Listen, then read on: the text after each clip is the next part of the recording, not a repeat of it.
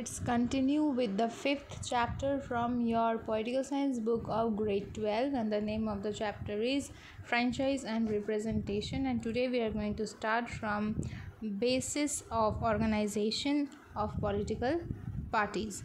So basically we can say that there are 4 bases on which we will find that the political parties develop.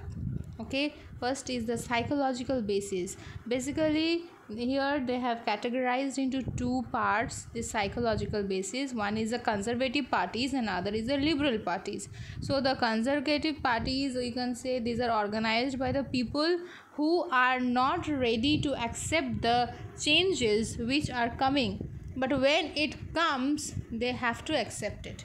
Okay, these are the conservative, they are not ready for the changes, and it is just the liberal parties are just opposite to the conservative one, and the liberal parties are always proactive to the changes and they themselves are the reformers. Next we are having historical basis. Historical basis means in the most of the societies the emergence of political parties has been in the result of evolution of their political system from monarchy to democracy. As there is a transition in the society, we will find that these political parties are getting organized. Like for example, the birth of Indian National Congress, that is INC, took place in India due to the late histories in 19th century, which created the need to fight the British imperial force in India, right? Next we are having socio-economic basis. So other than all these changes and reforms and fighting with the other parties or the other parts, we are having another concept, that is socio-economic. That means what are the social reasons, like religion can be one reason, race, class, caste, okay, then interest of the economic interest of the people can also, this can also be the common thing on which a political party can get developed. Next we are having ideological basis. Ideological basis means during the 20th century we will find that 20th century was the age of ideologies like Marxism, communism, socialism, okay, Nazism, democracy. All these things we will find that slowly got evolved, and these are also this can be also the basis of political party because they are following different kind of ideologies or principles. Okay, this can also be the basis of political parties. Next we are having rightist and leftist.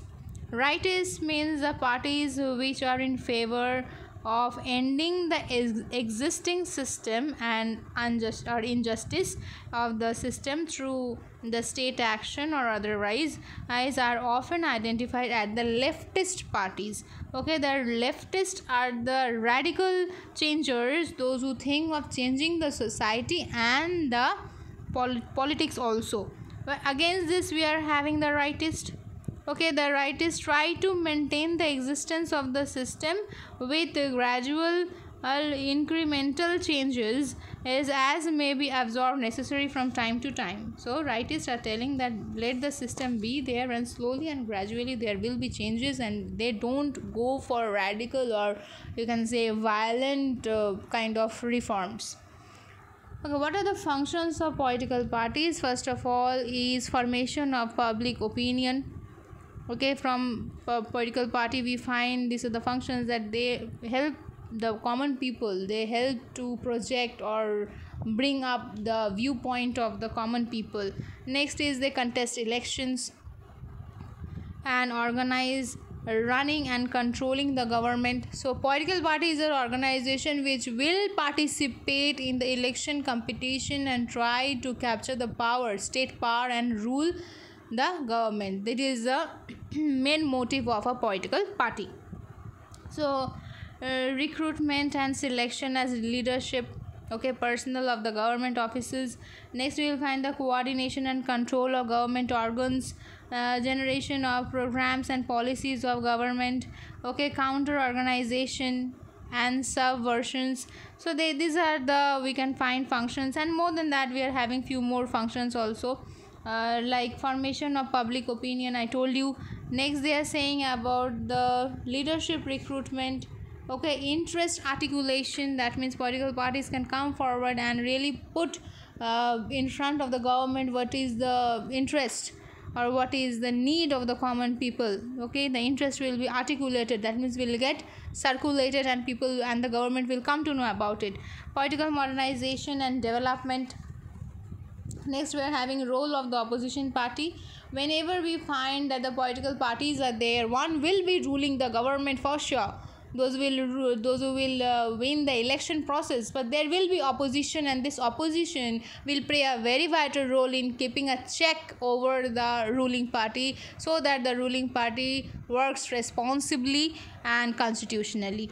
Okay, next is policy formation. Different kind of policies are being formed by this kind of political parties. Other than that, we will find that they are having great role in election and they have great role in government making also. There are some special functions for the oppositions in the democratic in a democratic system. I told you this is very important for your exam.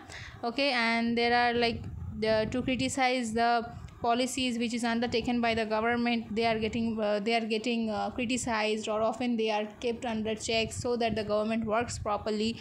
The ruling political party remains in immense pressure that if they do not abide or they cannot control the situations which arise in the country, then they can easily be thrown away by this opposition, and the opposition can easily acquire the state power. So they always think that the alternative of the ruling party is the opposition party. So always the ruling party try to keep themselves intact. They try to keep all their policies very transparent to the common people and try to follow the constitutional laws. Next, we are having few more important points like special role in political parties in presidency system, in the parliamentary system. We have came across these two systems. Hopefully, we'll understand it. Then special role of the political parties in the federal system and in the unitary system also. We cannot ignore. Might be there is a unitary system of the government, but there will be existence of political party. In the same thing in the federal also might be there is too many parties, but we will find that the division between the central and the state. Federal means where the power is divided between the central and the state. The nature of the central and state relationship, and some extent it depends upon the nature of the political party, role of the political party also. Okay, next, what are the merits? We are having some merits like it is creating unity among the citizens. Political parties create unity. Okay, they are the essential instruments for democratic system. Okay, like through them, through the political party, through election, we are able to, the common people are able to give their opinions, select their representatives. So that is a democratic format.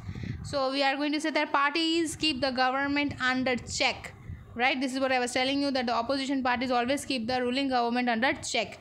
Okay, very useful and essential for formation of public opinion and public policies. Vital link between the people and the government. Whatever the government is doing, the political parties, especially the oppositions, make the common people aware about the work of the ruling party. Next, there are a few demerits also. Now these demerits are like sources of division in the society. Lots of political party can create lots of demarcation. Okay, each political party can be on the basis of religion, on the basis of ideology. So lots of differences can be there. Lots of divisions can be there. Local biasness. Somebody is, if they find that the party is from their local area, they can blindly support it. It can be like that also. Okay, like parties cannot reflect and clarify public opinion. They are just elaborating that what is the public opinion, but whatever decision is needed, that have to be taken by the government. This problem solution cannot be done by the political parties. They can just upraise the problem, but they cannot solve it by themselves. Okay, then unnatural divisions in the society. Then we are finding that they are not fully responsible. The political parties are not responsible because they are not in power, but the political party which is in power and which is forming the government, they are responsible.